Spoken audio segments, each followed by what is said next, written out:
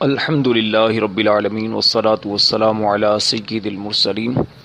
معزز طلبہ کرام، آج انشاءاللہ مفعول مطلق کے اہم جو قواعد ہیں وہ آپ کے سامنے بیان کیے جائیں گے۔ مفعول مطلق وہ مصدر منصوب ہوتا ہے جو اپنے ماقبل یعنی پہلے والے فعل کا ہم معنی ہو، یا تو وہ اپنے فعل کا ہم معنی مصدر ہوتا ہے یا اسی فعل کا مصدر ہوتا ہے۔ جیسے ضربت دربن، اب دربن یہ ضربہ فعل کا مصدر ہے، اور قعدت جلوسن، جلوسن یہ قعد فعل کا اپنے یعنی ہم معنی فعل کا مصدر ہے۔ مفعول مطلق کی بنیادی طور پر تین قسمیں ہوتی ہیں: مفعول تاکیدی، نوعی اور عددی۔ جو مفعول مطلق فعلتن کے وزن پر ہو یا مضاف ہو یا موصوف ہو وہ مفعول مطلق نوعی ہوتا ہے، یعنی اس کے اندر نوعیت کا بیان کیا جاتا ہے، یعنی اپنے سے اپنے فعل کے واقع ہونے کی حالت اور نوعیت بیان کرنے کے لیے یہ مفعول لایا جاتا ہے۔ جیسے مثال کے طور پر جلسہ جلستن، یعنی وہ بیٹھنے کی طرح بیٹھا۔ ضربت ضرب زیدن، وہ زید میں نے مارا زید کے مارنے کی طرح۔ ضربت ضربا شدیدن۔ تو اب اس میں دیکھیے کہ تین چیزیں بیان کی گئی تھیں مفعول مطلق نوعی کے بارے میں، کہ یا تو وہ فعلتن کے وزن پر ہوگا جیسے جلسہ جلستن، جلستن فعلتن کے وزن پر ہے، یا پھر یہ مضاف ہوگا جیسے ضربت ضرب زیدن۔ اب ضربہ یہ مفعول مطلق نوعی ہے اور یہ مضاف ہو کر استعمال ہو رہا ہے، اور تیسرے نمبر پر یا یہ موصوف ہوگا جیسے ضربت ضربن شدیدن، ضربن یہاں پر موصوف ہے۔ اچھا، جو مفعول مطلق فعلتن کے وزن پر ہو یا اس کا تثنیہ ہو، یعنی فعلتن کا تثنیہ ہو، یا ایسا اس میں عدد ہو جو مصدر کی طرف یا مرات کی طرف مضاف ہو، وہ مفعول مطلق عددی ہوتا ہے۔ یعنی مفعول مطلق عددی کا مطلب کیا کہ اپنے یہ جو مفعول مطلق ہوتا ہے عددی، اپنے فعل کے واقع ہونے کی تعداد بیان کرنے کے لیے لایا جاتا ہے۔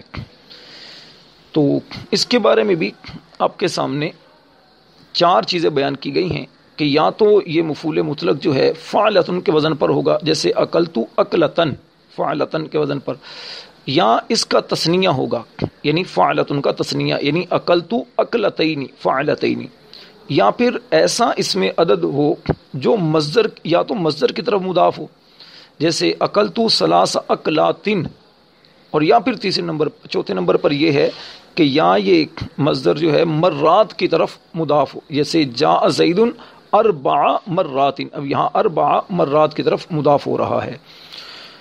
تو یہ مفعول مطلق عددی۔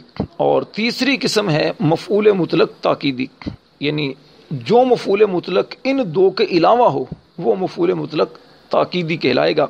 یہ جو مفعول مطلق تاکیدی ہے یہ اپنے سے پہلے فعل کی تاکید کرنے کے لیے ذکر کیا جاتا ہے، اور مصدر کے الفاظ میں کوئی تبدیلی نہیں کی جاتی بلکہ یہ اپنے مشہور وزن پر آتا ہے۔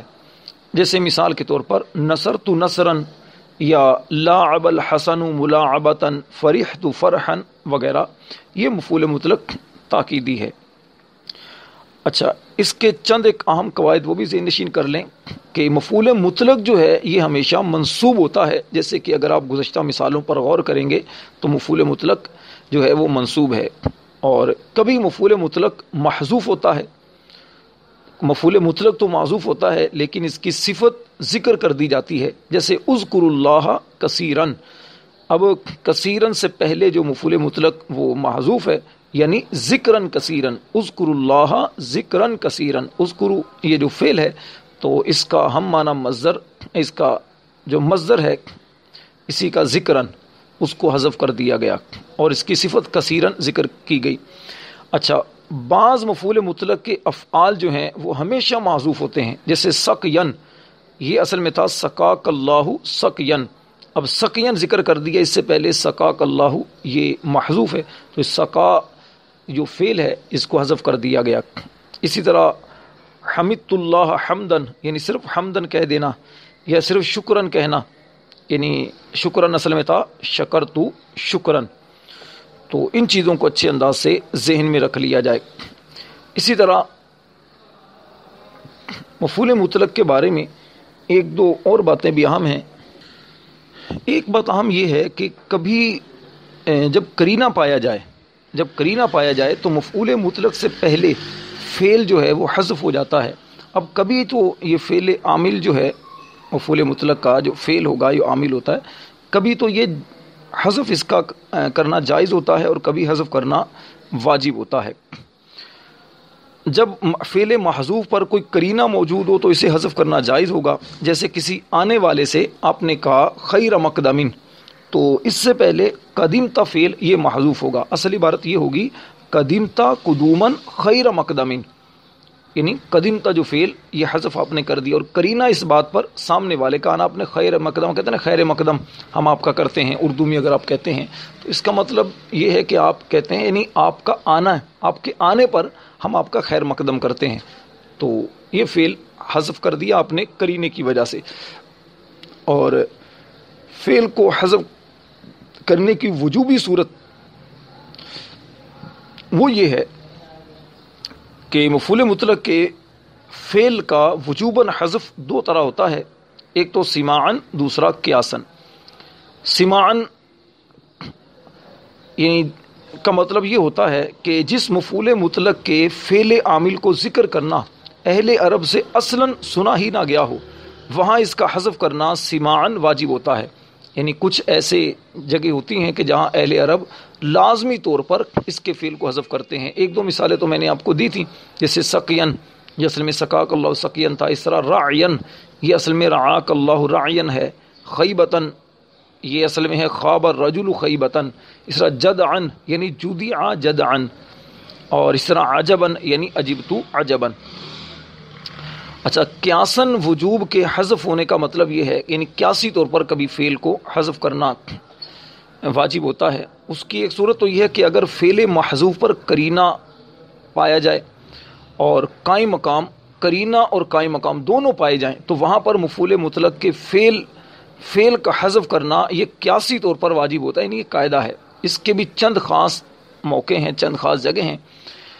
ایک تو یہ ہے کہ جب مفعول مطلق مقرر واقع ہو, یعنی تکرار کے ساتھ مفعول مطلق آئے, تو اس سے پہلے بھی فعل کو حذف کرنا واجب ہوتا ہے. جیسے زیدن سیرن سیرن, یہ اصل میں تھا یسیر سیرن, زیدن یسیر سیرن تھا. اچھا, اسی طرح جب مفعول مطلق تثنیہ کے صیغے کے ساتھ واقع ہو تو اس وقت بھی اس کے فعل کو حذف کرنا یہ واجب ہوتا ہے. جیسے لبیک, لبیکا یہ اصل میں تھا الب لکا البابینی, یہ اصل عبارت اس طرح تھی الب لکا البابینی. تو اب البو اس فعل کو حذف کر دیا کیونکہ یہ تثنیہ البابینی تثنیہ کا صیغہ تھا. تو تثنیہ جب مفعول مطلق تثنیہ واقع ہو رہا تھا تو اس لیے اس کے فعل کو حذف کر دیا گیا. تو البو کو حذف کر کے البابینی ملا کر یہ لبیک بنا دیا گیا. اس کی مزید تفصیل اگر پڑھنا چاہیں تو جامی شرح اللہ جامی میں بہت اچھے انداز میں اس کی تفصیل ذکر کی گئی ہے. ان باتوں کو اچھی طرح سے نشین کر لیں, بار بار سنیے اور پھر ان کا استعمال دیکھیے. انشاءاللہ اس سے مفعول مطلق بہت اچھے انداز سے سمجھ میں آ جائے گا. صلو علی الحبیب صلی اللہ تعالی علی محمد.